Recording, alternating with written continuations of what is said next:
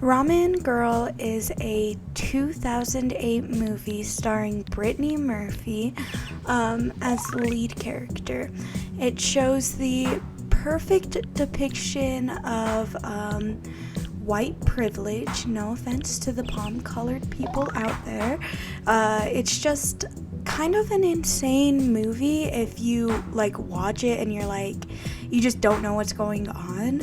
Well, it's an insane movie, I guess, either way.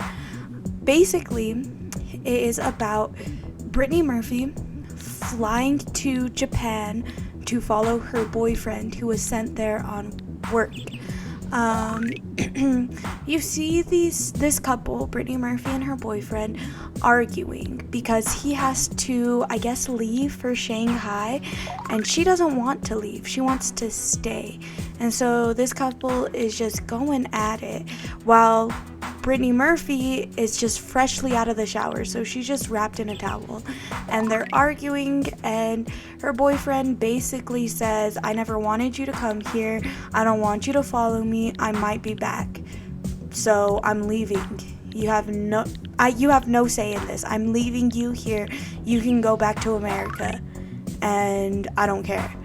So he basically like takes all his stuff and gets into this cab, and Brittany Murphy, she's still in this towel, just like wrapped around her body, and she runs downstairs to basically beg him to come back, to stay with her, to love her, and he doesn't. He leaves her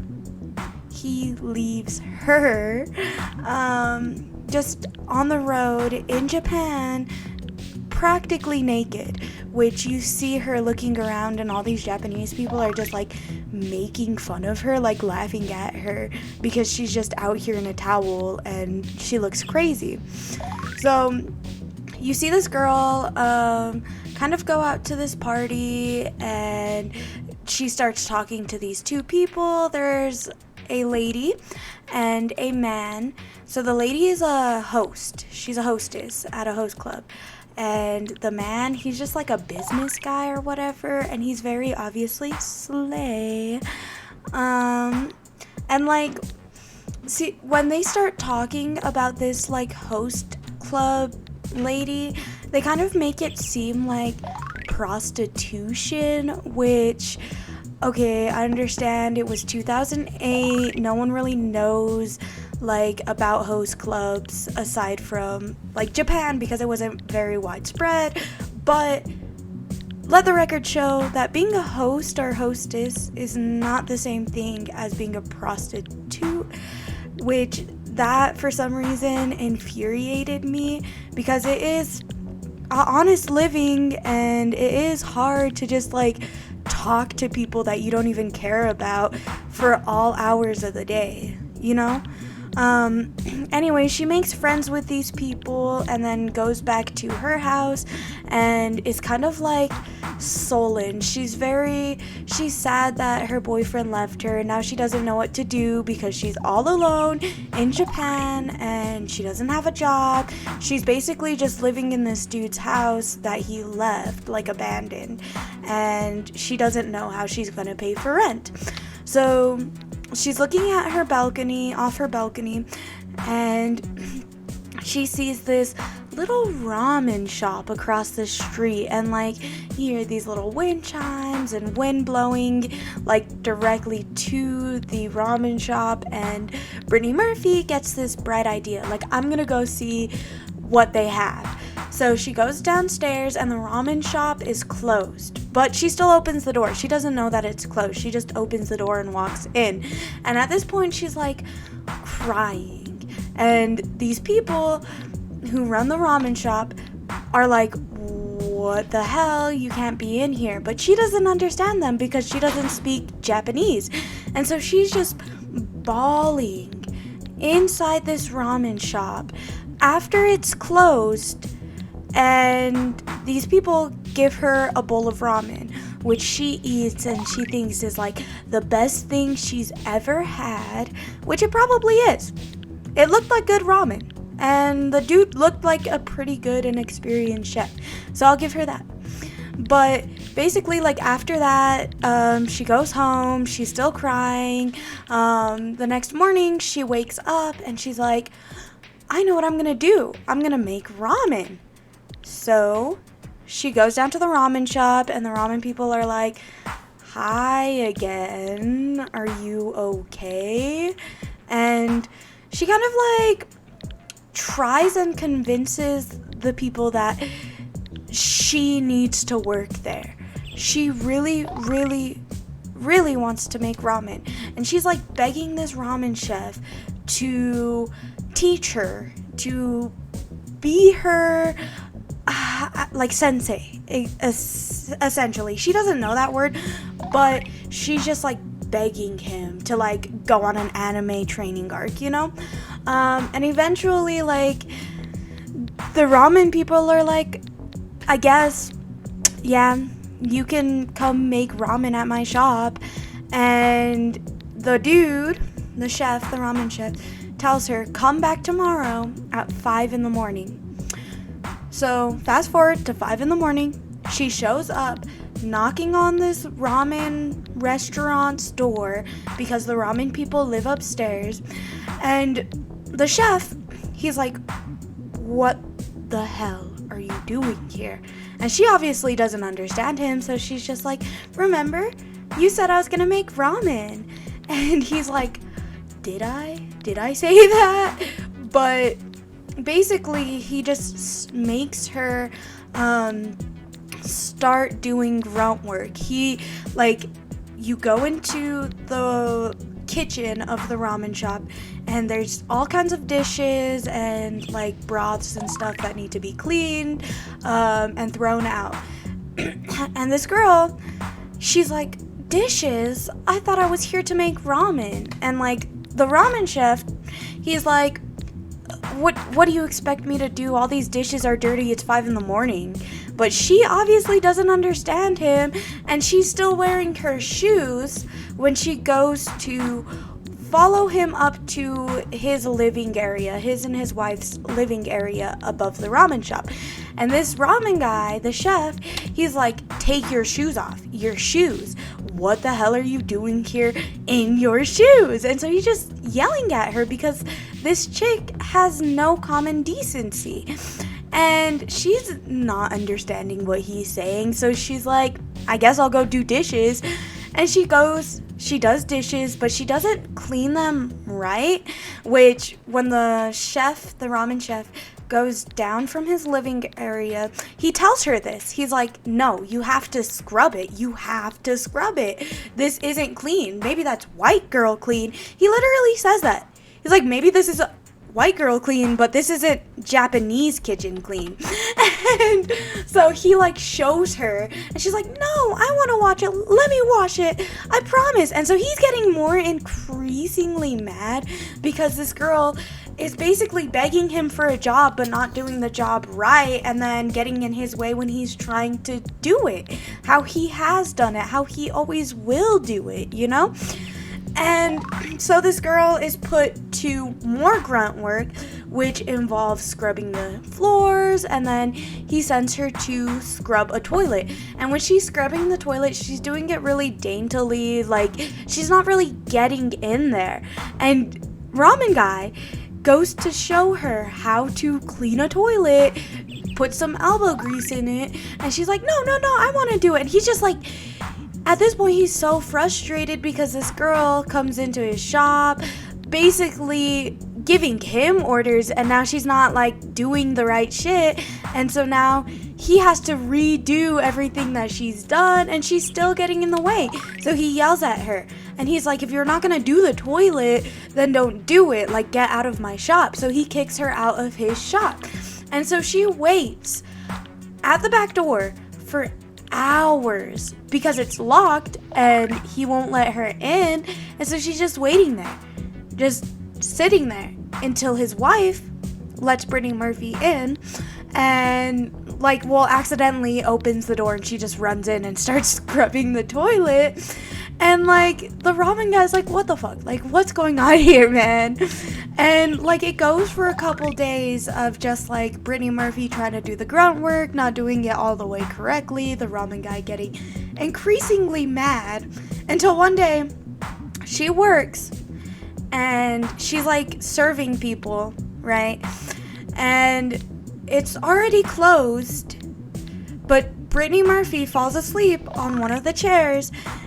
When Ramen Guy goes to wake her up, him and his wife go to wake Brittany Murphy up, she starts sobbing. She's like, no, I want to stay here. I'm staying here.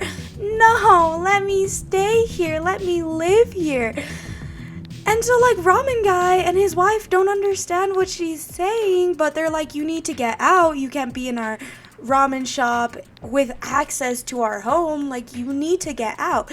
So eventually they do push her out. She comes back the next day, and she's just getting more and more frustrated by having to do grunt work because Ramen Guy isn't letting her cook.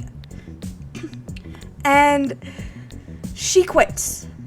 She quits, goes back to her house, and Ramen Guy's like, I knew she wouldn't last. Which you end up finding out that Ramen Guy had a son. He had a son who he was trying to pass his business down to. You find that out by Brittany Murphy previously finding pictures of his son on a vacation to France. His son and his family on a vacation to France. You later on find out that the son wanted nothing to do with ramen. He wanted to go become a French chef, which, weird, alright? If my parents had a family business that they were trying to pass down to me, I would not just say, screw it, I have my own dreams. Like, I probably would have my own dreams, but I would also be super chill with taking on my parents' business, because that's like less work for me. Like, you know what I mean? Like, if I'm taught throughout my life how to do one thing, I'll just stick with that thing, you know? Anyways, Ramen Guy, he's kind of upset because his new, like, protege, is that what it's called? Just doesn't care anymore. So now he's like feeling the same emotions that he felt when his son left, but at the same time he doesn't really care because this is just some random white chick. The girl, Brittany Murphy, ends up going out to drinks with those two previously mentioned friends, the sleigh guy and the hostess. And they're all just like sitting around and talking about how crazy this ramen guy is. And the hostess and sleigh guy think that it's kind of insane that she wants to be a ramen chick. Like, where did that dream come from, you know? And they kind of encounter these like businessmen, and these businessmen, they're like, two of them are super into the hostess. Like, they're like simps, literally. As soon as she holds her hand out to shake their hands, they literally just like hop up and are like, oh my gosh, like, yes, I would love to shake your hand, Miss Hostess. And like one of the guys, he's an attractive man, is kind of into Ramen Girl, Brittany Murphy. And like they kind of go out on this little date, and like she's kind of like having a good time, but he has to leave, go back home, whatever. So she kind of decides, Brittany Murphy, that she should honestly not give up on her dreams of being a ramen girl, which she's had for maybe like a week at this point, but she decides that this is one thing she's gonna stick to. She goes back to the ramen shop and basically begs for her job back, and Ramen Guy's like, yeah, I guess, like, you can, you know, work here. Side note, there is one customer at the ramen shop that is in love with Brittany Murphy, and he seems like a happy, cheerful guy. He's on the bigger side, and you can tell that he's not used to like girls liking him. And he like really, every time he sees her, he just like falls in love a little bit again. But she doesn't really pay him any mind because she just sees him as a customer. Anyway, she starts working as a host at this club. Not club, oh my gosh. She starts working as a host at this ramen restaurant. And at this point is when Ramen Guy is trying to teach Brittany Murphy how to make ramen. And she makes her first bowl, and it's like without flavor. That's basically what he says. Like, it's a good broth, but you can't taste the soul in it. And so you get this like speech thing by the ramen guy about how ramen needs to encapsulate an emotion. It's supposed to make whoever's eating it feel how you were feeling when you were making it. And he's just like, this is kind of awful. And no matter how much she makes this ramen, she's just like awful at it. It tastes like nothing, like joyless. So she goes home after that day. Her host club friend comes to her apartment and is like, you know, my boyfriend who was paying for my rent, he was getting weird, like abusive. Can I stay here tonight? And she was like, I guess, yeah. And so 2 minutes later, the man she went on a date with, the businessman Brittany Murphy went on a date with, shows up with her host club friend's bags. And Brittany Murphy, is like, oh my gosh, was it you this entire time? You were her abusive boyfriend? And the business dude is like, no, that's not me. I just came because she called me to help her move out her stuff. Like, I'm not abusive, I promise. And so she's like, oh my gosh, like, okay, I still love you. And then he tells her, he drops this like bombshell on her that he has to move for work. And so she's like, damn it, like my boyfriend moved from work. Now my like next potential love interest is moving. What the hell? So like the next day she wakes up, goes back to the ramen shop, and she's still feeling really down about it. And they're making soup. They're like placing the ingredients in it. And again, ramen dude's like, what the hell? This has no soul. This has no feeling. Like, please do better. So he takes Brittany Murphy to his mom's house and essentially gets his mom to tell her exactly what you need to do to your ramen to make it good, which is just feel what you're feeling, embrace the feeling, put that feeling into the ramen. The more passionate, the more intense your feelings are, the better your ramen's going to be. So that day, she goes home, she makes a ramen. Well, she doesn't go home, she goes back to the ramen shop, makes ramen, right? And ramen guy brings in a few of the customers, one of which was the man that's always been in love with Brittany Murphy, and then some old ladies who are regulars there. And the wife, ramen guy's wife, plus these regulars, all try Brittany Murphy's ramen, which she makes it thinking about her trouble with men, thinks about how she has to go back to the United States when her visa ends, and she's just like, it's more of like a sad, distraught feeling.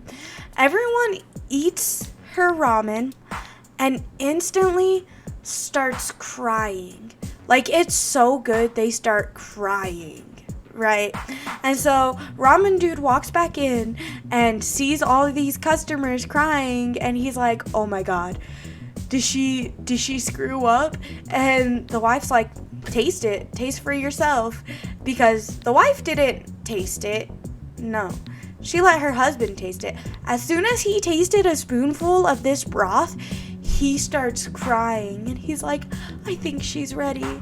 I think she's ready. And so you learn that there's this old dude who kind of judges ramen and decides whether or not they're skilled enough to be a ramen vendor, are skilled enough to own a ramen shop. And the ramen dude's enemies, he used to have these two guys, or this guy who ran a ramen business that got kind of famous when he didn't. He was also trading someone to inherit his ramen shop. So you see the enemies try and appease this like ramen god, quote unquote, this old dude, this judge, trying to make the perfect batch of ramen. You see this ramen judge eating the enemy's ramen. He basically dips his pinky in, tastes the broth, and then like picks up a spoonful, chews a little bit, and then spits it out. And he's like, yeah, you're okay, you're skilled enough. And then everyone's like, yeah, they did it, this guy's gonna be a ramen prodigy, yeah. And then you kind of like get a little flash to like Brittany Murphy's ramen montage, and she still can't speak Japanese. Like, it's already almost a year into this and she can't speak Japanese. Okay, like not even a lick of it. Like, I know that it takes a long time to learn a language, but you could very obviously tell that this chick is not doing what she's supposed to when it comes to learning, you know? Anyways, Brittany Murphy ends up making ramen for the judge, who, he's intense. Everyone, like, hangs off his very word. Like, he's been in this industry for forever, so he's basically a god, ramen god, like I called him earlier.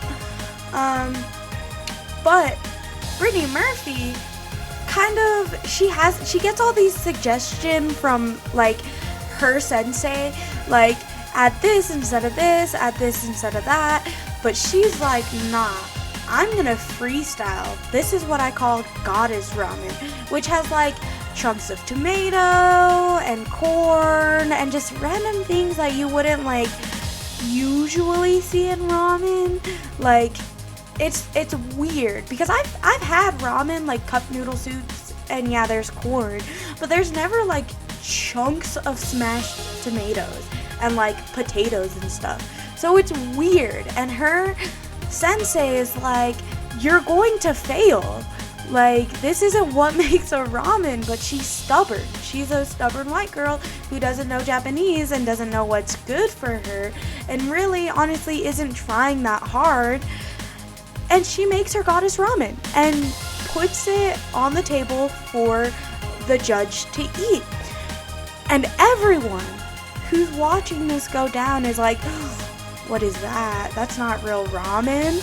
But the ramen judge looks at it and is like, okay, what's the name of this dish? And she says, it's goddess ramen, and then explains everything that went into the dish.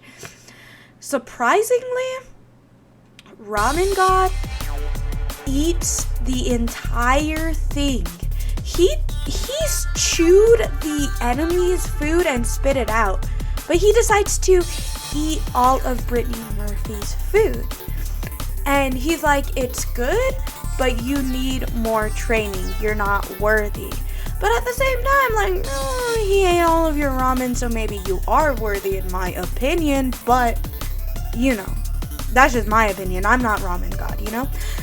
So she's like kind of crushed and devastated, and like at the end of it, so is Ramen Guy, her sensei, and they're kind of like sitting at this table, and she's just crying about how she feels like she disappointed him, and he goes off on this whole long monologue about how his son left for France, how he felt like he would never have an heir, but now he feels like he might have one if she just put in the effort, and like it's like a very sentimental talk, and she does not understand any of it. And she says, like, if I understand that, like, you know what I mean? And so the movie ends with Brittany Murphy having her own ramen shop in the United States called Ramen Girl. And you see her cooking this batch of ramen over a big, like with a big pot, like one of those ones you would use for tamales. If you know, you know. And her previous love interest that flew away for work, not her original boyfriend, but the businessman, came to her restaurant and is like, I'm so happy for you, I'm so proud of you. And then they make out, and that's the movie. My problem with this movie, other than it being just random, is the fact that Brittany Murphy was able to do any of this. The fact that she was able to just walk into a random ramen shop after it was closed, convince them to give her a free bowl of ramen, and then convince them to hire her and teach her how to make ramen when she doesn't speak the language, she has no cooking experience, and she has no idea anything about Japanese culture. She literally just came to Japan for a man who didn't even want her.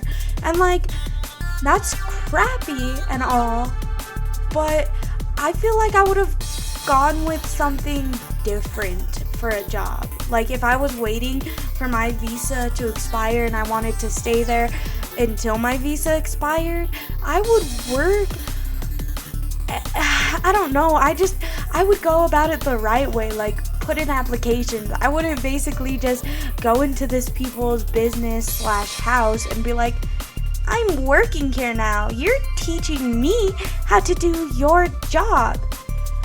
That's crazy. That's some kind of audacity that I've never seen in anyone else but a white person. And I whisper that because like, I mean, it's like crazy. You know what I mean?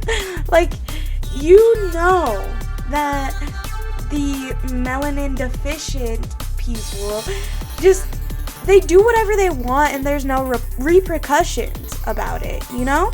Like, not everyone, but a lot of them do. And this movie perfectly shows the lack of repercussions for these melanin deficient people. These, yeah, I can't think of anything else. But like, it's crazy. And I'm gonna say that, like, I love Brittany Murphy, R.I.P., but this movie is arguably just like one of her weirdest ones, her most random. Like, it's not a bad movie. Like, the acting in it is a little bit whack sometimes, and like the concept of it is weird, but like it's really funny watching Brittany Murphy's ramen teacher just be like, what is this white girl saying? He literally, like, so many times, he's just like, you're crazy. You're a weird one, aren't you? Like, just so many times he just talks crap about her in Japanese and she doesn't understand it, and it's just hilarious. And the fact that her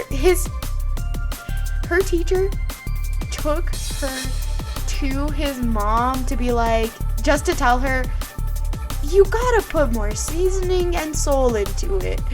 Season like your ancestors. But her ancestors didn't season, so she just had to improvise, you know?